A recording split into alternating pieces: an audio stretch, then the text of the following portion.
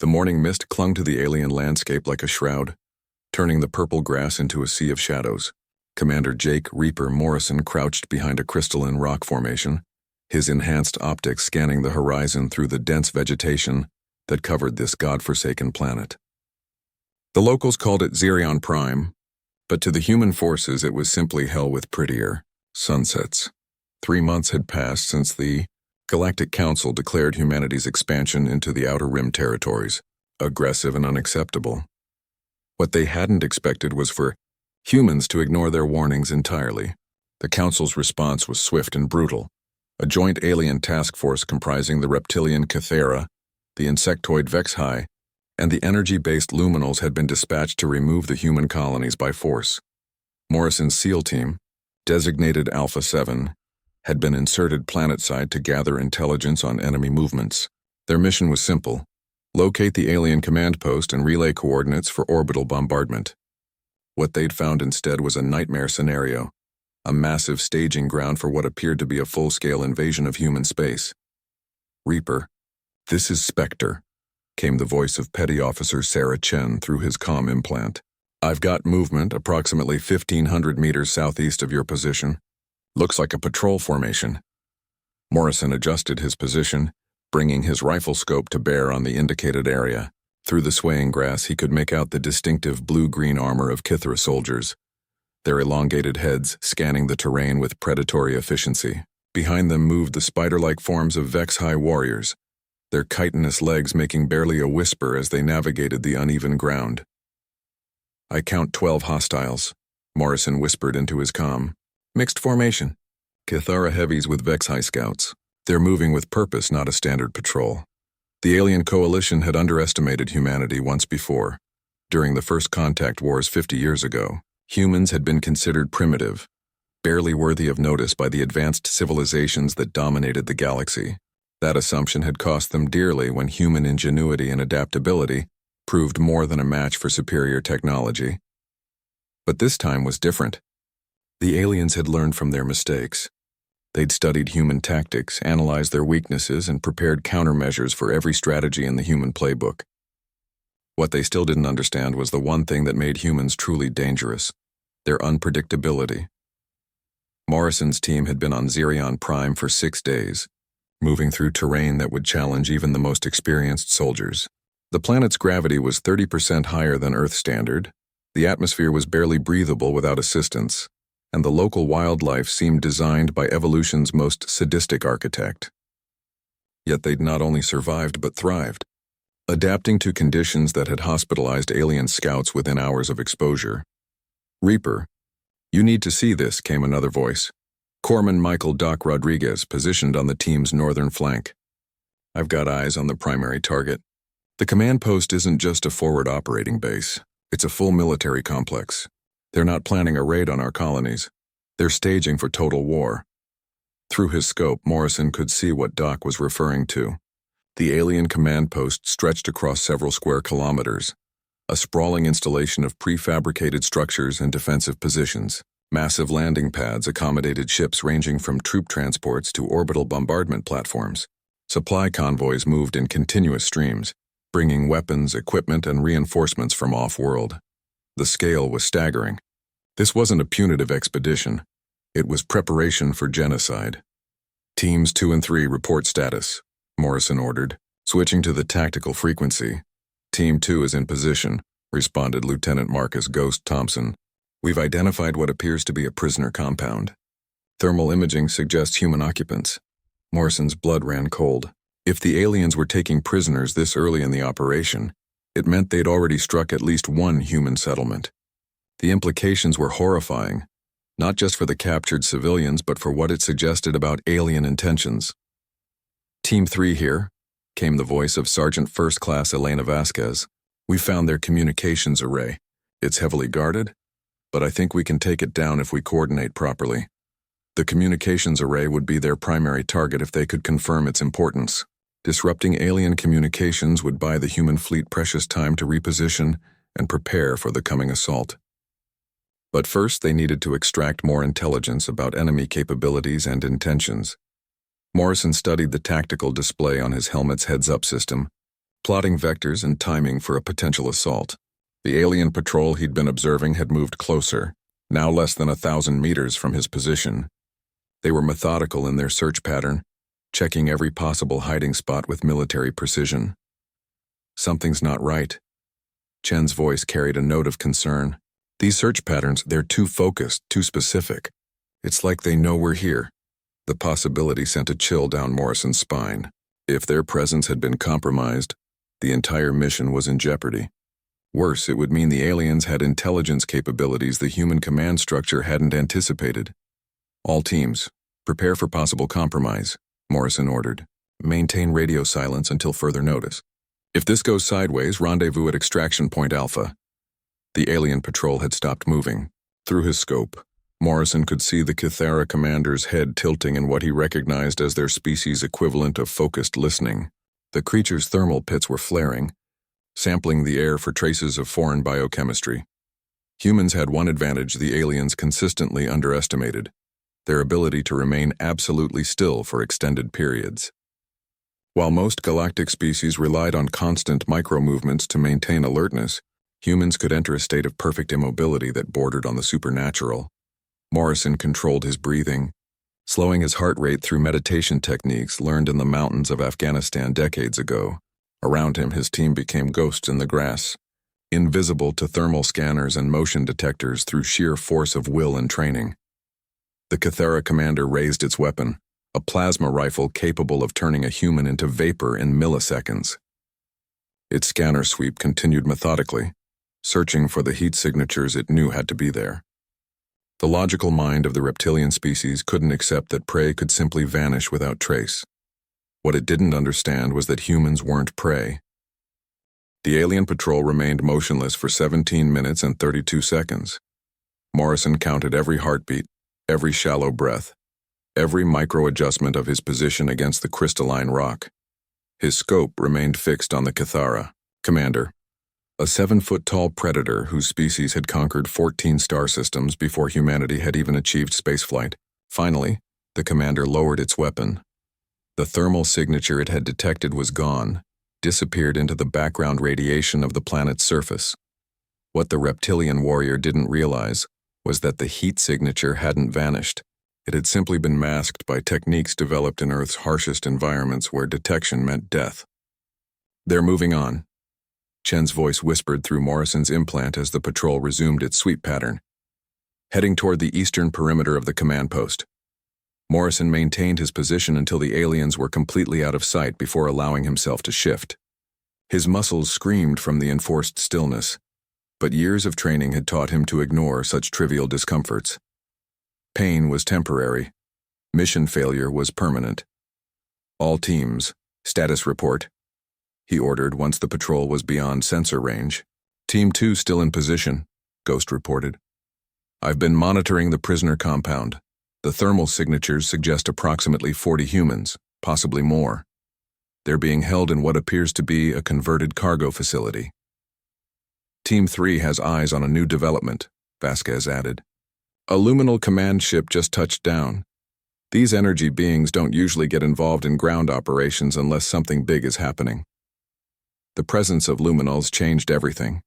The energy-based species rarely left their crystalline habitats, preferring to conduct warfare through technological proxies. If they were personally overseeing this operation, it meant the alien coalition was taking no chances with human resistance.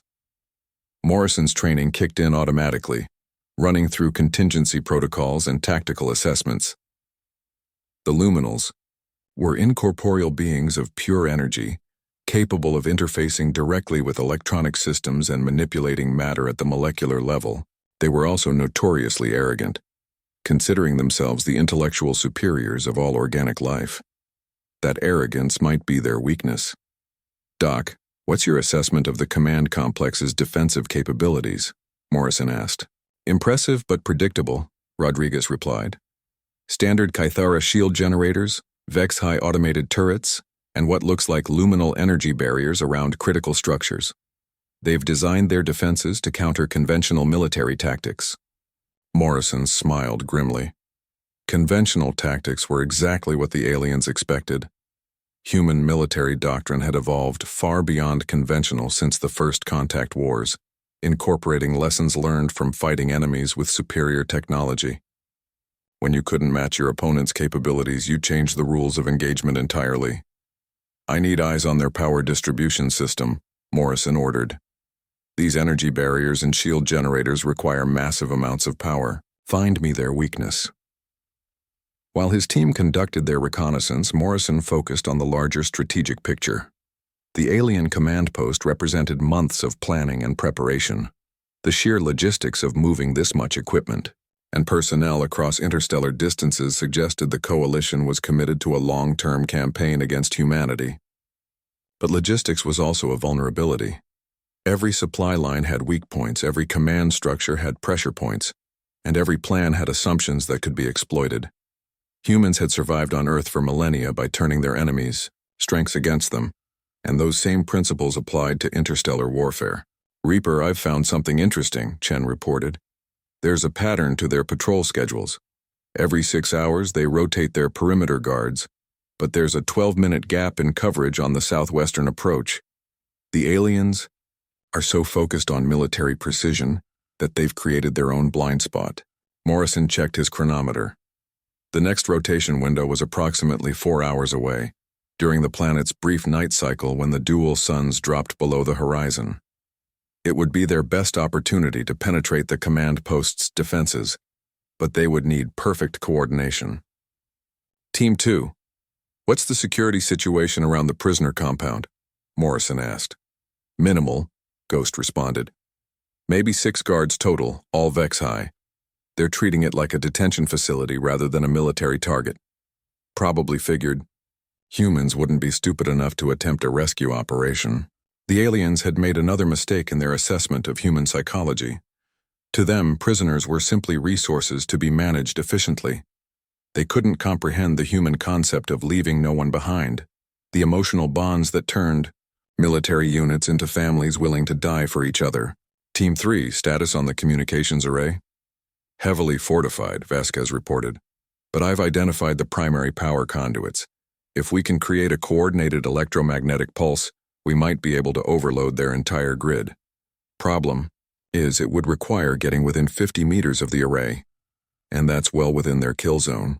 Morrison considered the tactical situation. A direct assault on the communications array would be suicide, but there might be another way. Human ingenuity had always been about finding alternative solutions, approaching problems from angles others couldn't imagine. "Doc, what do you know about luminal energy patterns?" Morrison asked. "Basic xenobiology," Rodriguez replied. "They exist as coherent energy fields, but they need physical anchors to maintain stability in 3-dimensional space. That's why they use those crystalline structures. It's not just technology, it's life support." Morrison's mind raced through the implications. If the luminals required physical anchors to maintain cohesion, then disrupting those anchors would effectively neutralize them. And if the luminals were overseeing the operation, their removal would create chaos in the alien command structure. "Change of plans," Morrison announced. "We're not targeting the communications array directly. We're going after the luminal command ship. Chen, I need you to identify the weakest point in their perimeter defenses. Ghost, prepare for prisoner extraction. Vasquez, you're with me on the primary assault." "Sir, with respect, that's a suicide mission," Ghost protested. "The command ship is in the center of their base, surrounded by every defensive system they have." "Not if we approach it the right way," Morrison replied. "The aliens are expecting a military assault. Coordinated attacks, heavy weapons, standard tactical doctrine. They're not expecting something that looks like an accident." Morrison's plan was beginning to take shape, drawing on principles that had served human special forces for generations. When facing a superior enemy, the key wasn't to fight their fight. It was to force them to fight yours. The aliens had superior technology, better weapons, and overwhelming numbers. But they also had weaknesses that only someone who understood human adaptability could exploit. "The luminals think they're the smartest beings in the galaxy," Morrison continued. "They've studied human tactics, predicted our responses, and prepared countermeasures for everything they think we might do. But there's one thing they haven't accounted for. "What's that, sir?" Chen asked. Morrison's smile was predatory. "They've never faced a human who's given up trying to win." The twin sons of Zirion Prime began their descent toward the horizon, painting the alien landscape in shades of crimson and gold. Morrison watched the light fade through his scope, counting down the minutes until the planet's brief night cycle would provide the cover his team needed. In 4 hours, they would either be heroes or martyrs. There was no middle ground in operations like this. "All teams, final equipment check," Morrison ordered. "We go radio silent in 30 minutes. Each member of Alpha 7 carried specialized gear designed for exactly this type of mission. Their armor was equipped with adaptive camouflage that could mimic local terrain patterns, while their weapons were modified to minimize thermal and electromagnetic signatures. Most importantly, each soldier carried a neural implant that allowed for silent communication through quantum-encrypted thought patterns. The technology was cutting edge by human standards, but still primitive compared to alien equivalents. That was intentional. Every piece of equipment had been designed to be overlooked by sensors calibrated to detect more advanced threats. Sometimes the best way to hide was to appear exactly as obsolete as your enemies expected you to be. "Reaper, I've been monitoring alien communications," Doc reported. "Their chatter suggests they're expecting reinforcements tomorrow. If we're going to move, tonight is our only window." Morrison nodded grimly. The intelligence confirmed what he'd suspected. This operation was time-critical.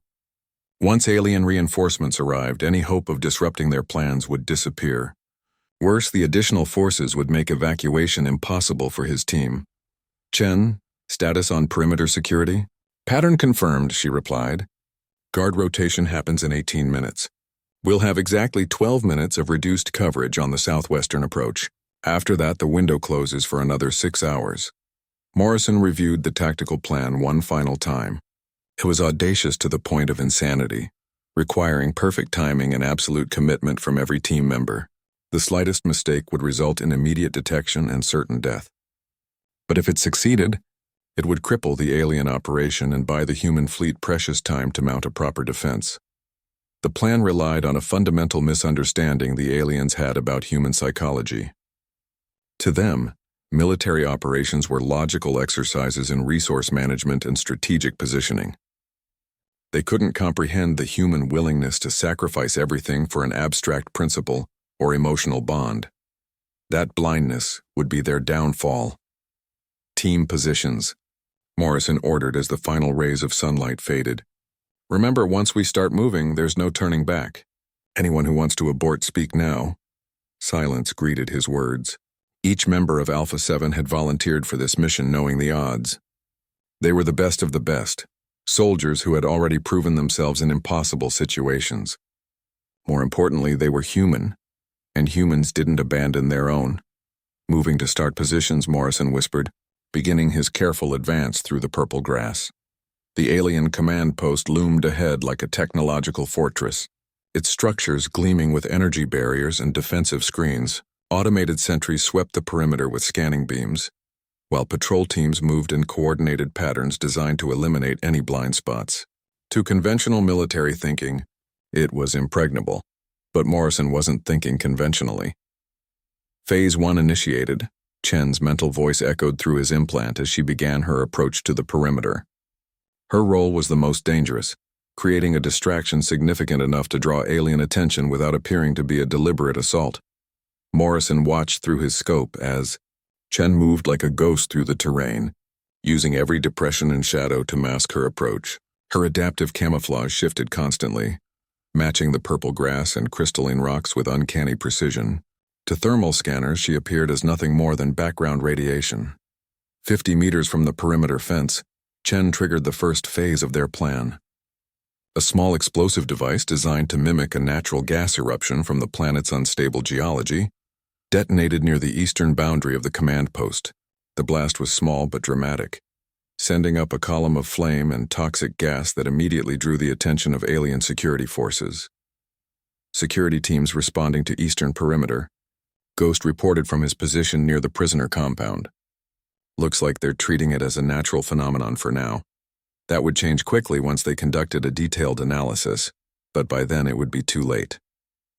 Morrison was already moving toward his primary target, the luminal command ship sitting in the center of the alien base like a glowing crystalline cathedral. The ship was beautiful in an alien way, its surface covered with geometric patterns that seemed to shift and flow in response to the energy beings inhabiting it. Those same patterns were its weakness. They weren't just decorative, but functional components of the luminal's life support system. Phase 2, Morrison subvocalized as he reached the inner perimeter.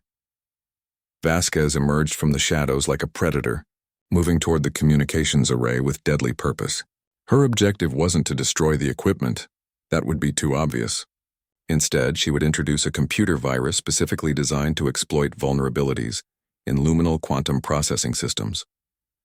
The virus was a masterpiece of human programming, created by the same team that had cracked alien encryption during the first contact wars. It would spread through their networks like wildfire, appearing to be a natural system degradation rather than deliberate sabotage.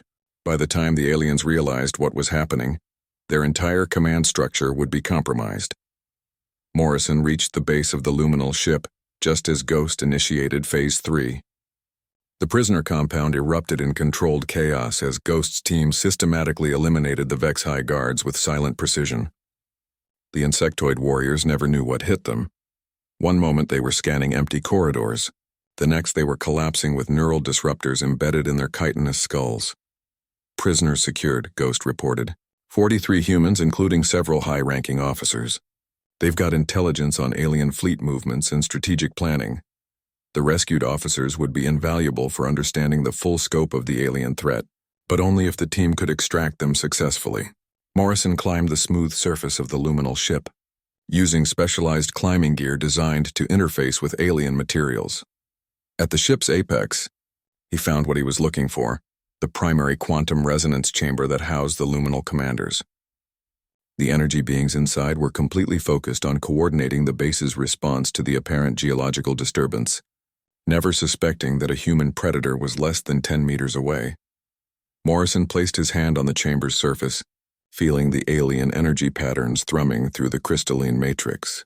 The luminals were indeed formidable beings, capable of processing information at incredible speeds and manipulating matter through pure thought. But they had one fatal flaw. They existed in perfect harmony with their technology. That harmony made them vulnerable to discordant frequencies. Morrison activated the sonic disruptor he'd carried specifically for this moment. The device emitted a pattern of sound waves that interfered with the quantum resonance maintaining the luminal's coherence.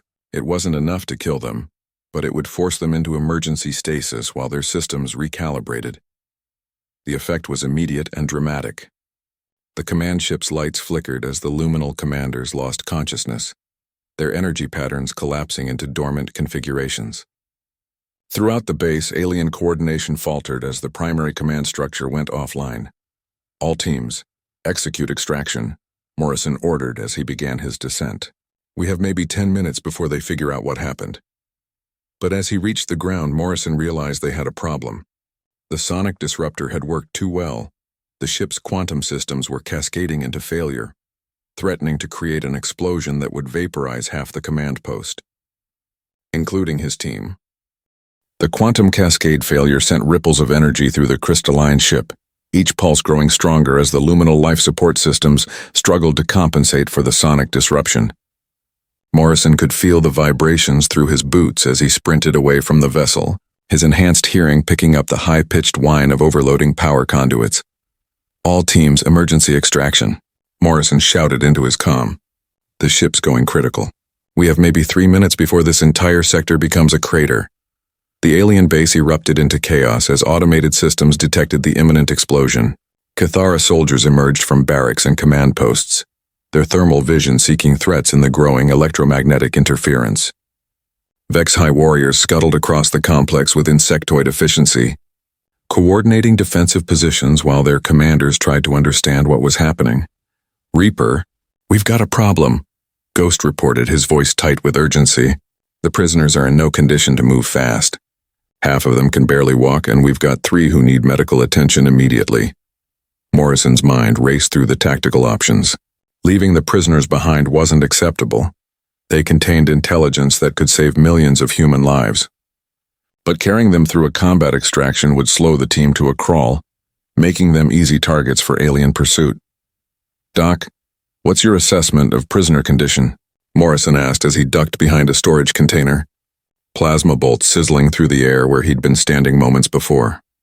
"Severe malnutrition, possible drug-induced compliance modifications, and signs of interrogation trauma," Rodriguez replied.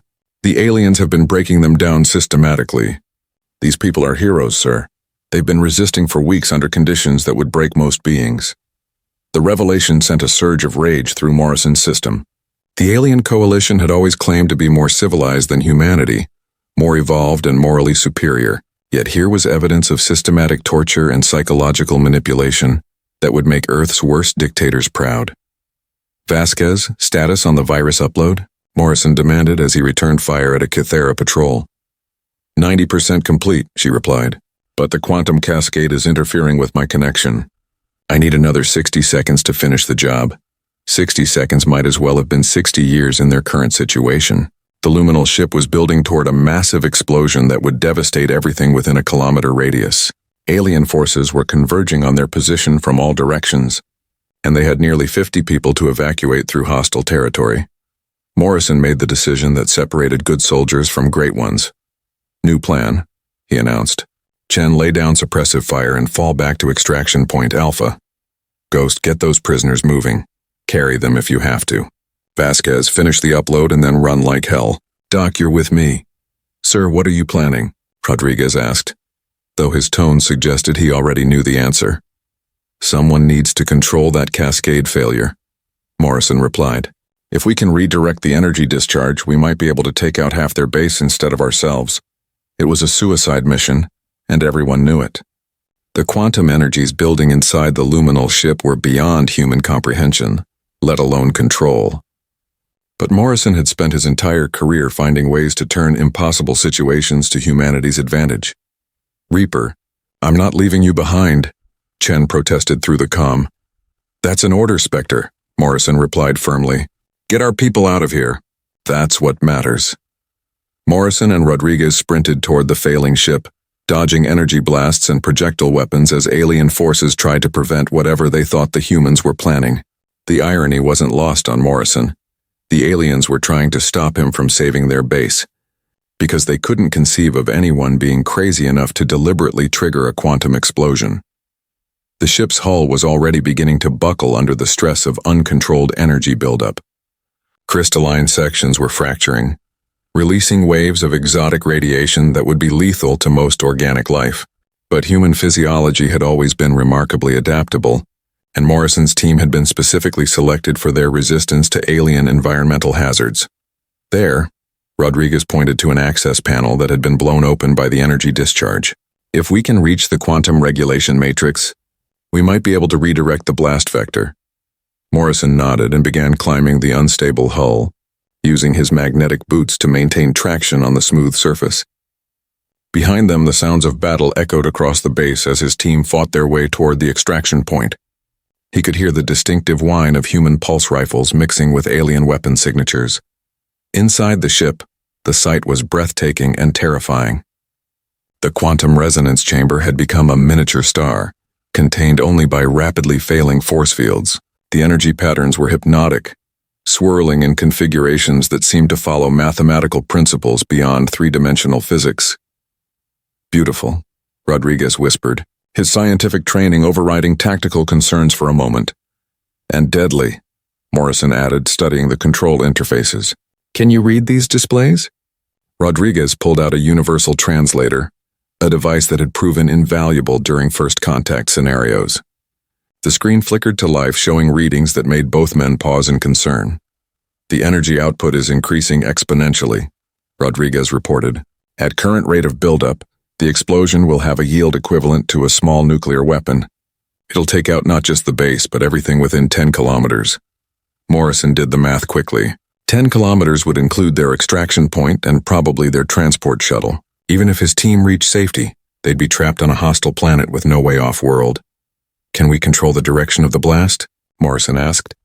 "Maybe," Rodriguez replied, studying the alien control systems. "These quantum matrices are designed to contain and direct energy flows. If we can reprogram the containment field geometry, Do it, Morrison ordered. Point this thing straight down. Let's give this planet a new crater. Rodriguez's fingers flew over the alien controls, his training in xenotechnology proving invaluable.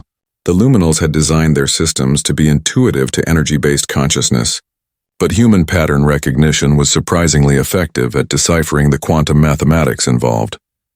Got it, Rodriguez announced. Blast vector redirected to vertical descent. When this thing goes off, it'll punch straight through the planet's crust instead of spreading horizontally. Morrison activated his comm one final time. All teams, this is Reaper. Extraction window is now. The Big Bang happens in 60 seconds, straight down. Get clear of the base perimeter and keep moving. Sir, we're not leaving without you. Chen's voice crackled through the interference. You are if you want to complete this mission, Morrison replied. The virus is uploaded, the prisoners are secured, and their command structure is neutralized. That's a win by any measure. Through the ship's transparent hull, Morrison could see his team reaching the extraction point. Ghost was carrying two of the weaker prisoners while Chen and Vasquez provided covering fire. They were going to make it. His sacrifice wouldn't be in vain. Reaper, Rodriguez said quietly. There might be another way. Morrison turned to see his teammates studying a secondary control panel. What are you thinking, Doc? Emergency stasis pods, Rodriguez explained. The Luminals use them for long-term travel. If we can get inside before the explosion, those pods are designed for energy beings, not organic life, Morrison pointed out. Rodriguez smiled grimly. Then I guess we'll find out how adaptable humans really are. The stasis pods were unlike anything Morrison had ever seen. Each one was a crystalline cocoon designed to suspend luminal energy patterns in temporal stasis, preserving them during periods of extreme danger. The technology was so advanced that human scientists had barely begun to understand the basic principles involved. 30 seconds until cascade failure, Rodriguez announced, his hands moving frantically over the alien control systems. I'm trying to modify the stasis field, parameters to accommodate organic neural patterns, instead of pure energy, Morrison watched the countdown timer on his helmet display, while monitoring the quantum buildup through the ship's sensors. The energy levels were beyond anything he'd encountered, equivalent to containing a small star within a structure no larger than a city building. When it failed, the release would be spectacular and devastating. Got it, Rodriguez shouted. The pods will accept organic matter, but I can't guarantee we'll survive the conversion process. The stasis field has to break down our molecular structure and reconstruct it in quantum suspension. Better than being vaporized, Morrison replied, climbing into the nearest pod. The interior was smooth and warm, with patterns of light that seemed to respond to his presence. If we don't make it, Doc, it's been an honor serving with you. Likewise, sir, Rodriguez responded, sealing his own pod. See you on the other side. The stasis field activated just as the quantum cascade reached critical mass. Morrison felt his consciousness fragmenting, as the alien technology attempted to convert his human neural patterns into something compatible with energy-based existence. Pain beyond description flooded through his system, as every cell in his body was disassembled and translated into quantum information. The explosion, when it came, was magnificent. The luminal ship transformed into a pillar of pure energy that punched through the planet's surface like a cosmic drill bit. The directed blast carved through rock and magma, creating a shaft that extended deep into Xerion Prime's core. The alien base simply ceased to exist, vaporized in the initial energy release, but the destruction was precisely controlled. Instead of spreading outward to devastate the surrounding landscape, the explosion channeled itself downward according to Rodriguez's reprogramming. The surface effects were minimal, a bright flash of light and a localized seismic tremor that felt like a minor earthquake. At the extraction point, Chen watched the light show with professional appreciation. That's our boys, she murmured into her comm, always finding a way to make a big entrance. The rescued prisoners were in better condition than expected, thanks to Doc's medical supplies and the team's efficient evacuation procedures. Several were high-ranking officers who immediately began debriefing Chen on alien fleet movements and strategic intentions. The intelligence they provided painted a grim picture of the Coalition's plans for human space.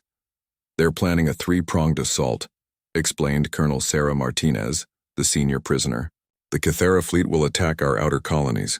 The Vexhai will infiltrate our supply lines, and the Luminals will target our communication networks. It's designed to cripple our response capability before we can mount an effective defense. Chen processed the tactical implications while monitoring her team's vital signs. Ghost and Vasquez were maintaining perimeter security, but the destruction of the alien base had created an unexpected problem. Without the command post's sensor network, they had no early warning of approaching enemy forces. How long before they send reinforcements to investigate? Chen asked. Standard protocol calls for a reconnaissance probe within 6 hours, Martinez replied. But given the scale of what just happened, they might accelerate that timeline. The transport shuttle Morrison's team had used for insertion was hidden in a canyon approximately 20 kilometers from the alien base. Under normal circumstances, it would be a challenging but manageable trek for a special forces team. With 43 rescued prisoners, many in poor physical condition, it would be nearly impossible. We need transportation, Chen decided. Ghost, what's the status on alien vehicles in the area? Most of the base's transport pool was destroyed in the blast, Ghost reported. But I've located what appears to be a Kythera troop carrier, about 5 kilometers northeast of our position. It's outside the primary destruction zone. Chen made the tactical decision that would define the next phase of their mission. All teams converge on the transport. We commandeer that carrier and use it to reach our shuttle. Once we're off-world, we can transmit the intelligence to Fleet Command. The Kythera transport was a massive vehicle designed to carry an entire company of soldiers across hostile terrain. Its armor could withstand direct hits from most human weapons, and its sensor suite was sophisticated enough to track multiple targets simultaneously. Taking it would require precision and coordination that pushed her team to their limits. But humans had always excelled at the impossible. Vasquez, can you interface with Kythera systems? Chen asked as they approached the transport. Already working on it, Vasquez replied, pulling out a modified data probe. The virus I uploaded to their command network should have compromised their security protocols. Give me 5 minutes to crack their authentication. The transport was guarded by a skeleton crew, 2 Kythera soldiers, who were more focused on the massive crater where their base used to be than on potential threats from the surrounding terrain. They never saw Chen and Ghost approaching from opposite flanks, moving with the silent efficiency that had made human special forces legendary throughout the galaxy. The guards were neutralized without firing a shot, their nervous systems disrupted by neural dampeners that left them unconscious but alive. Chen had always preferred capture to killing when possible. Prisoners could be interrogated, and some alien species had concepts of honor that made converted enemies valuable allies. Transport secured, Chen reported, as Vasquez successfully hacked the vehicle's control systems. Beginning prisoner embarkation. The rescued humans climbed aboard with expressions of amazement and gratitude. Many hadn't expected to survive their imprisonment, let alone be rescued by a special forces team operating behind enemy lines. Their presence transformed what had been a reconnaissance mission into something far more significant, a symbolic victory that would inspire human resistance efforts throughout the galaxy. As the transport began moving toward the extraction point, Chen's thoughts turned to Morrison and Rodriguez. The stasis pods had been a desperate gamble with no guarantee of success. Human physiology wasn't designed to survive quantum conversion, and the energy levels involved in the explosion might have overwhelmed even the most advanced alien preservation technology. But humans had a way of surviving things that should have been impossible. "Ma'am," called one of the rescued officers, "I'm picking up a signal on the emergency frequency. It's weak and intermittent, but it's definitely human in origin." Chen grabbed the communication device and adjusted the filters to isolate the signal. Through the static and interference, she could make out a familiar voice transmitting coordinates and requesting extraction. Morrison was alive. "All teams, change of mission parameters," Chen announced with a grin. "We're going fishing." The signal originated from the bottom of the crater that had once been the alien command post. Chen stared down into the massive hole, its wall still glowing with residual quantum energy from the explosion. The shaft extended so deep that her helmet's enhanced optics couldn't determine the bottom, disappearing into darkness that seemed to swallow light itself. "How deep do you think it goes?" Ghost asked, studying the geological readings on his scanner. "Deep enough to reach the planet's upper mantle," Vasquez replied, checking her own instruments. The quantum cascade punched through solid rock like it was paper. If Reaper and Doc are down there, they're sitting in what used to be molten stone. Chen activated the emergency frequency and boosted the signal strength. Reaper, this is Spectre. If you can hear this, we're coming to get you. Transmit your exact coordinates. The response came through clearly, though Morrison's voice carried an odd harmonic distortion that suggested he'd been affected by the alien stasis technology.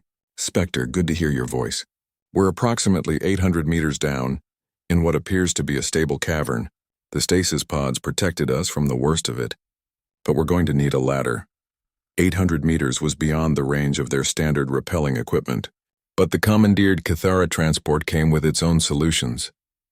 The alien vehicle was equipped with a mining laser designed for excavation operations, along with a deployable cable system that could extend to depths of over 1 kilometer. Stand by for extraction, Chen ordered. We're coming down to get you. The descent into the crater was surreal. The walls showed clear evidence of the quantum explosion's effects, rock that had been flash-heated and then instantly cooled, creating crystalline formations unlike anything found in nature. Exotic radiation levels fluctuated wildly, requiring constant monitoring to ensure the team's protective equipment remained effective. At 400 meters, they encountered the first signs of the stasis pods' protection field, a sphere of stable space surrounded by the chaos of the quantum explosion, preserving a pocket of normal physics in an environment that should have been instantly lethal to organic life. There, Rodriguez's voice echoed up from the depths. I can see your lights. We're in a chamber about 50 meters to your right. Chen adjusted her position and spotted the unmistakable glow of human emergency beacons. Morrison and Rodriguez were indeed alive, though their experience in the alien stasis pods had clearly changed them. Both men moved with fluid grace that seemed slightly unnatural, and their eyes held a faint luminescence that suggested residual quantum effects. Report. Soldiers, Chen ordered as her team completed the extraction rigging. Stasis conversion was successful, but not without side effects, Morrison replied, his voice carrying that same harmonic distortion. We experienced human consciousness from an energy-based perspective. The things we saw, the connections we made, it's going to take time to process. Rodriguez nodded in agreement. The Luminals weren't just advanced beings, they were part of something larger. A network of consciousness that spans multiple galaxies, and they're terrified of humanity. The revelation sent chills through Chen's team. If beings as advanced as the Luminals feared human potential, it suggested capabilities that even humanity itself didn't fully understand. Explain, Chen ordered as they began the ascent toward the surface. Human consciousness is unique in the galaxy, Rodriguez continued. Most species develop along predictable evolutionary paths. They become more logical, more efficient, more specialized. But humans remain chaotic, unpredictable, capable of exponential growth in unexpected directions. Morrison added, the Luminals see us as a virus in their ordered universe. We adapt too quickly, change too rapidly, and refuse to follow the rules that govern other civilizations. To them, we're not just a threat. We're an existential crisis. The ascent took nearly 2 hours, but Chen's team finally reached the surface as Zerion Prime's twin suns began to rise. The rescued prisoners were waiting patiently in the transport, many sleeping peacefully for the first time in weeks. Their intelligence about alien military capabilities would prove invaluable to human fleet command. Transport secured, prisoners recovered, intelligence gathered, Chen reported to the shuttle as they approached the extraction point. Mission accomplished with 0 casualties. The shuttle pilot's response carried obvious relief. Outstanding work, Alpha 7. Fleet Command is standing by for your intelligence briefing. You've bought us the time we needed to prepare our defenses. As the team transferred their passengers to the shuttle, Chen reflected on the broader implications of their mission. They'd struck a devastating blow against the alien coalition, but more importantly, they demonstrated something that would echo throughout the galaxy. Humans didn't abandon their own. Regardless of the odds, the rescued prisoners represented more than just intelligence assets. They were symbols of human resilience, proof that even in the darkest circumstances, hope survived. Their stories would inspire resistance movements on every human world, reminding people that surrender was never the only option. Morrison approached Chen as the shuttle prepared for departure. His eyes still held that faint luminescence, and his movements retained the fluid grace acquired during his quantum transformation. But his voice was purely human when he spoke.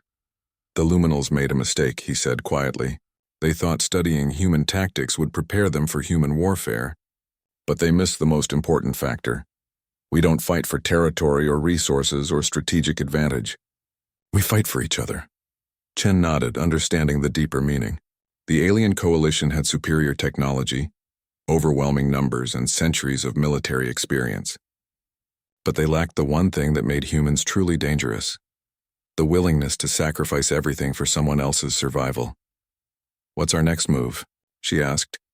Morrison smiled, the expression carrying both human warmth and something new, a perspective gained from experiencing consciousness as pure energy. "We take the fight to them. They wanted to study human warfare, so let's give them a masterclass they'll never forget." The shuttle lifted off from Xerion Prime's surface, carrying its precious cargo toward human space. Behind them, the crater that had once been an alien command post served as a monument to human determination. The coalition forces would find the destruction when their reinforcements arrived, along with a message carved into the crystalline rock by Morrison before his extraction. "You should have left us alone." The war was far from over. If anything, the alien coalition's response to this defeat would be swift and brutal. But Alpha 7 had accomplished something more valuable than tactical victory.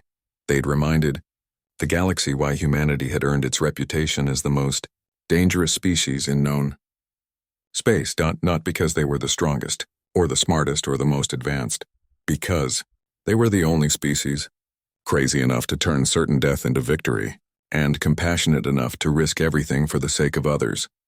The aliens had warned that opposition was spotted at 1,500 meters. They just hadn't realized that sometimes the greatest opposition comes from someone who refuses to stay down, no matter how many times they're counted out. Humanity was far from finished. In fact, they were just getting started.